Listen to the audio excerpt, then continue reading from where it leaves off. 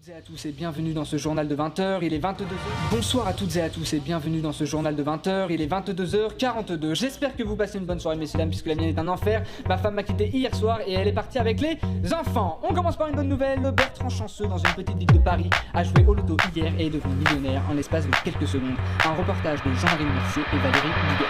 Voici Bertrand Chanceux, il fait dans ce petit bar, il est devenu millionnaire, il nous raconte comment ça s'est passé. C'est ma poule, enfin, comme tous les soirs, rentre du boulot, vite se faire sauter une caisson. Et là je me suis dit allez Bertrand, cette fois-ci tu gardes les pêches, je t'offre un petit cadeau quoi. Je me suis offert exactement ça, un millionnaire. Alors je me suis installé ici, exactement à cette place, puis j'ai commencé à gratter, et là j'ai découvert le million, en gratte. Attends, deuxième million. Les gars, deuxième million je me suis pris là, à l'instant devant la caméra. 2 millions ça fait. Et là, je te jure que c'est un autre million. J'avais 1 million en premier, et là j'ai 1 million à l'instant, ça fait 2 millions. T'as vu? En plus il joue tous les jours et il galère financièrement.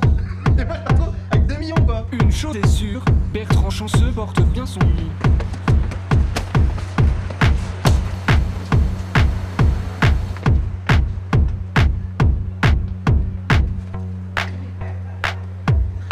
On y retourne, pas le choix. La chance n'arrive pas. Ah là là Bertrand, j'aimerais beaucoup être à ta place et pas penser quotidiennement au suicide.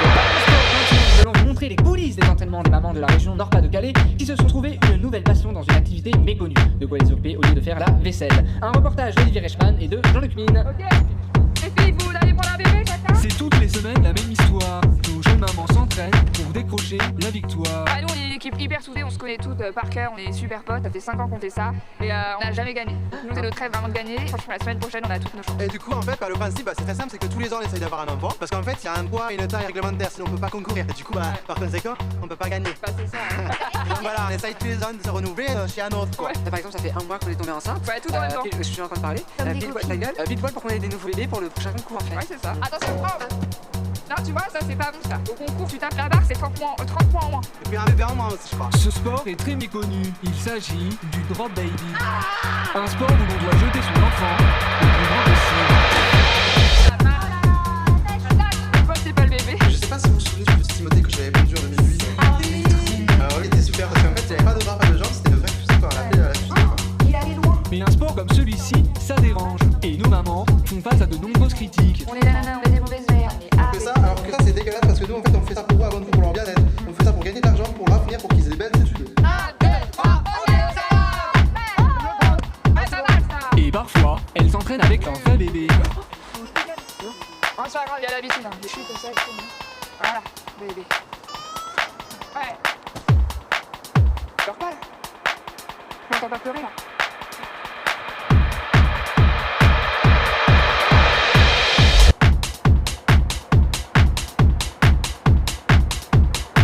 Je vais juste lancer.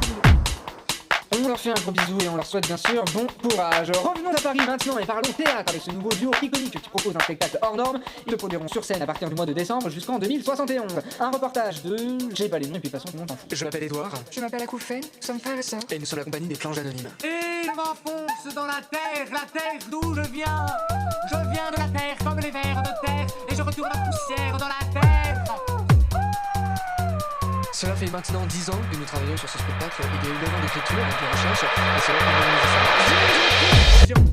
Je t'en prie. Puis je mangeais ma merde. Et je pense que ce qui fait que ce spectacle est un pur chef-d'œuvre, c'est parce qu'il est interprété par deux personnes exceptionnelles, deux acteurs hors normes qui sont devant vous.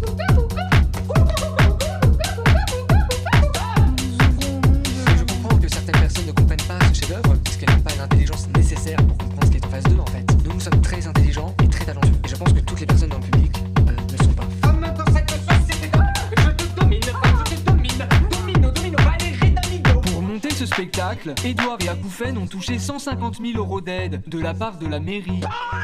Ce qui est amusant, c'est que nous recevons quelques critiques négatives et parfois des petites lettres de menaces de mort. Mais c'est ce qui prouve que les gens ne comprennent pas notre talent et notre génie en fait.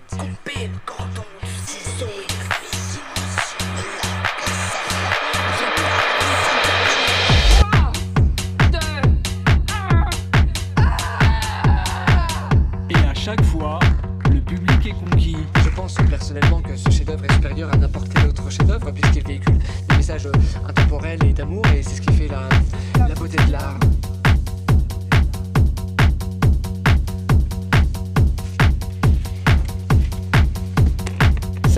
super, ces deux acteurs sont incroyables. Fini les bonnes nouvelles, yes, enfin, prise d'otage à Boulogne-Billancourt, nous retrouvons Géraldine en duplex. Géraldine, est-ce que vous me recevez? J'ai mal au cul, je te jure, j'ai trop mal au cul, putain. Je peux plus m'asseoir. Oui, François, bonjour, je vous écoute. Alors Géraldine, il va falloir m'en dire un peu plus, faites votre métier, je sais pas. Oui, alors, d'après mes sources qui sont très peu fiables, c'est un ancien employé qui aurait pété un câble dans une société employé, non licencié par son patron. Oui, d'accord. Alors, attendez, fermez ta gueule, François. Alors, on me dit dans l'oreillette que des employés, des centaines, voire des milliers d'employés, putain d'hélicoptères, se cachent dans un bureau au 3e étage. Allez, ta gueule! Au 3e étage de l'entreprise, c'est la porte 503, juste en face de l'ascenseur. On ne fait pas la louper, c'est la pièce juste en face. Alors moi, je vais aller voir de plus près et je vous reprends juste après. François, ne m'oubliez pas. Et on fait bien sûr attention à la caméra parce que ça coûte très très cher et c'est moi qui l'ai payé de ma poche. Nous accueillons maintenant sur notre plateau Françoise Martin, présidente du parti France Plus Mieux, qui se représente cette année à l'élection présidentielle. Madame Martin, bonsoir. Bonsoir. Alors Madame Martin, comment est-ce que vous auriez réagi face à ces images en tant que chef d'État? Je ne sais pas, monsieur François, mais où va-t-on, ça? Où va le monde? Où va la France? Hein? Allô, le monde? Est-ce que tout va bien? Non? Tout ne va pas bien, monsieur François. Tout ne va pas bien parce que je ne suis pas présidente. Alors, suis-je présidente?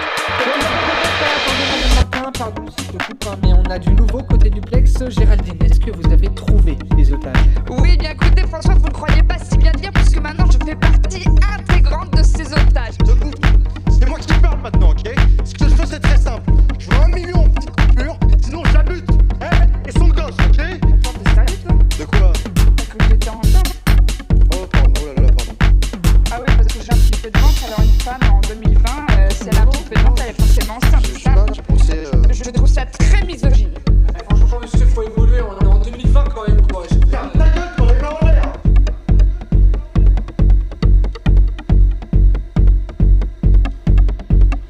Alors Madame Martin, vous vous représentez cette année à l'élection présidentielle.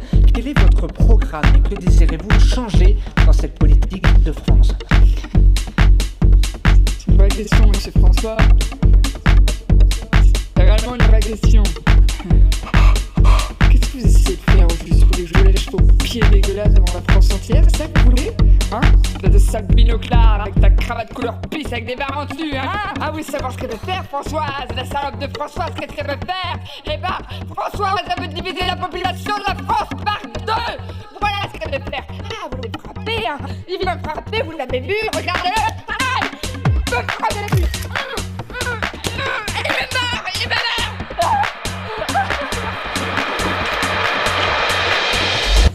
Merci à vous, Madame Martin, d'être passée sur notre plateau et revenons maintenant en duplex pour voir s'il y a du nouveau. Ça va peut-être vous paraître un peu con ce que je vais vous dire, mais merci beaucoup. Vous m'avez ouvert les yeux sur plein de choses. Vraiment, ça m'a fait beaucoup de bien. Notamment sur les questions de l'homophobie et des sports de raquettes. Merci beaucoup, Daniel, pour ça. Vraiment, merci. Et du coup, bah voilà, fin de la prise d'otage, tout le monde est libre, quoi. Putain, allons vivre, allons militer ensemble pour un monde meilleur. Vraiment, merci beaucoup, vous êtes vraiment des humains super. Mais c'est aussi ça la magie du direct, j'ai envie de dire.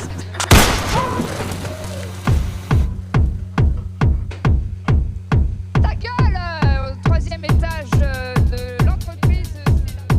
C'est la fin de ce journal, merci à toutes et à tous de l'avoir suivi. Chérie, si tu me regardes, est-ce que je peux avoir la garde des enfants une semaine sur 2, sinon j'en vais finir par me plomber la gueule. Et merci à tous, bonne soirée.